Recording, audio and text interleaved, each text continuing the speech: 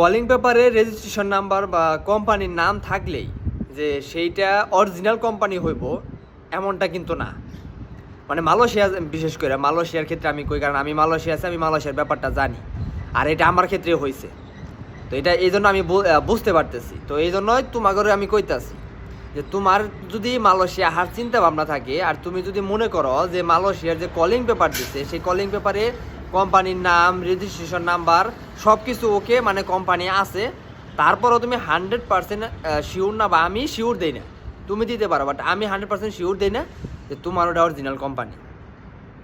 কারণ তুমি এমনও হইবার পারে তুমি মালয়েশিয়া হার পর ওই কোম্পানি খুঁজেই পাবে না, মানে কোম্পানি দেখবা না, খালি জানবা যে অমুক জায়গায় এই কোম্পানিটা আছে বা আসিল, কিন্তু তুমি ওই কোম্পানিতে যাইতে পারবা না বা যাওয়ার কোনো অপশন নাই।